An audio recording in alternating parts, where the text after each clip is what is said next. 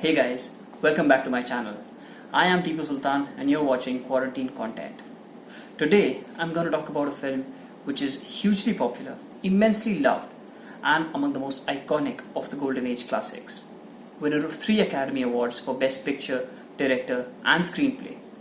It's certainly one of the greatest films ever to be named after a city. Of course, I'm talking about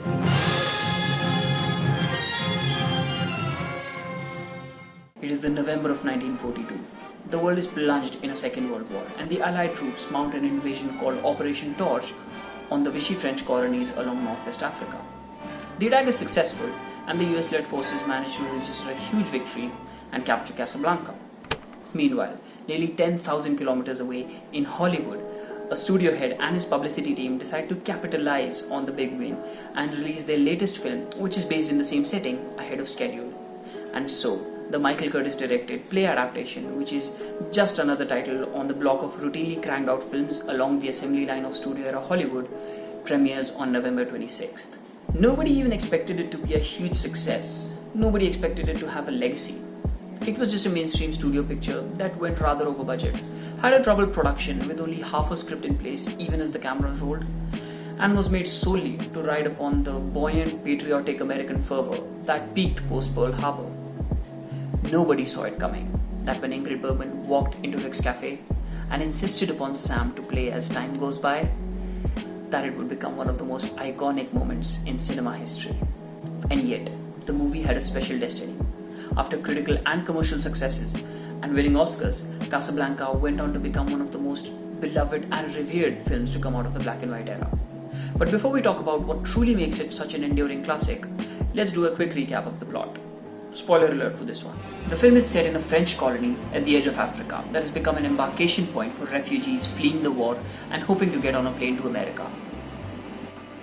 As thousands wait in an exasperating limbo, Casablanca festers with all sorts of sordid affairs and criminal activities. And the center of the city's nightlife is Rick's Cafe Americain. Rick, played by a pitch-perfect Humphrey Bogart, is a gruff cynic who sticks his neck out for nobody, and yet everybody gravitates towards his nonchalant charisma, including the petty crook Ugarte, who gets his hands on the letters of transit, magical MacGuffins that would allow the bearer the chance to flee Casablanca, which he entrusts to Rick. On the same night, famous Czech revolutionary Paul Henry as Victor Laszlo arrives in Casablanca, trying to escape from the evil Third Reich. He walks into the club with his beautiful wife Ilsa, played by an ethereal Ingrid Bergman, drawing a lot of attention, including Rick's. That's when we learn that Rick and Ilsa have a bittersweet history together, which is what turned Rick into an ice-cold unromantic. While both Laszlo and Ilsa separately try to convince Rick to help Laszlo escape so that he can carry on with his important work in the war, Rick seems unrelenting. And in the film's closing moments, as he appears to betray them, Rick finally finds redemption by putting himself on the line to help the couple escape. The primary theme in the film is waiting. With everyone waiting to get their hands on the elusive exit visas, the entire city is trapped in a limbo until they can find an out. Some do, many don't, but everyone dreams about it. Except for Rick. Out of all the people, each of whom wishes to get to America, the one place where he is vanished from, Rick is the only person who doesn't want to leave Casablanca and has made a conscious decision to stay there. Because he is a wounded man who is constantly struggling within a limbo of his own. The weight on the outside doesn't matter to him. It's all the waiting in his heart that has turned it so cold. Long ago, he waited for Ilsa to join him on the train out of Paris, and she never showed up. And Rick has remained emotionally frozen in that state ever since. And that brings us to the love story, and what a classic it is. The man loves the woman, and she loves him too. Yet she seems a bit reticent and cagey, since in her heart, she still belongs to her first love. She plays along with the act, not because it's an act, but because she doesn't want it to be. Until finally, when she hears from her first lover and abandons the man, waiting and wounded, like the piece of crumpled paper in his hand. It is when their paths cross again later that the film brings nuance to their relationship. She still loves her husband and would do anything for him, even if it meant abandoning him and pretending to love the man again. So she plays along once more, purely out of love, but the man knows that it's not for him. And so, when the time comes, he makes the sacrifice and lets her go. Not for any other reason, but for the greater good. The cold-hearted cynic turns sentimentalist. and his arc reaches its perfect resolution. Casablanca is terribly effective at maintaining a delicate balance between high-stakes intrigue and intimate romance, where the theatre of war is perfectly juxtaposed against the canvas of human suffering. All thanks to a perfect screenplay engineered by brothers Philip and Julius Epstein, along with Howard Koch, that just flows at a matchless rhythm. It's chock-a-block with memorable dialogue and is a sheer work of art at how masterfully it meshes together elements of patriotism and valor, the disparity of the class divide, hope in the American dream, and sacrifice and redemption. Add to that a wide assortment of eclectic secondary characters, each giving incredible performances, in particular Claude Rains as Renault, and two inimitable leads like Humphrey Bogart, who just nails it with the tough guy with a heart of gold routine, and Ingrid Bergman, who simply glows in front of the camera. And you have yourself an immortal classic. Yet another thing that makes it that much more relevant today is a contemporary socio-political reading of the film.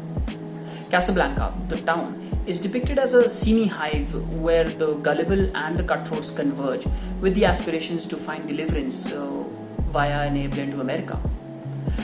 In its variegated population, burgeoning with teeming refugees from both sides of the class divide, the very human condition of the powerful preying upon the weak rears its head across all strata. Whether it's pickpockets or prefects of police, everybody is engaged in swindling from the leading commodity of Casablanca, the people themselves. And at a time of crisis such as ours right now, it doesn't entirely seem fictional or far-fetched. Depicting a totalitarian regime under the command of the Nazis, it's ironic how aptly Casablanca, a wartime movie, fits right in with our current socio-political scenario.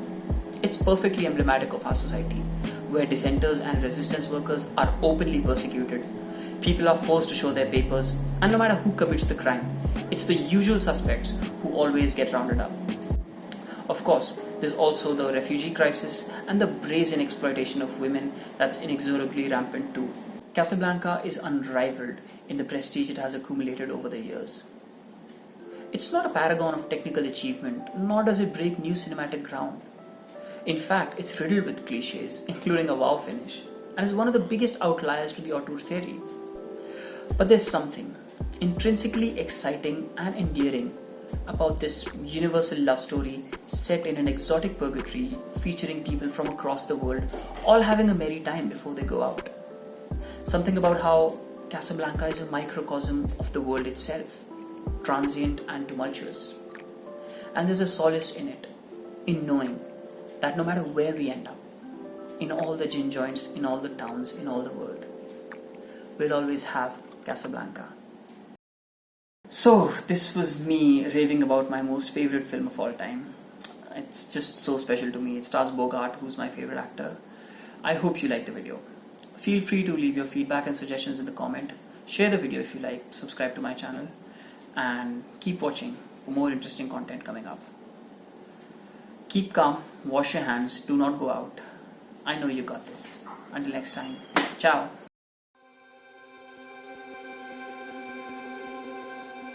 पापा मैं कहानी सुनाऊं हाँ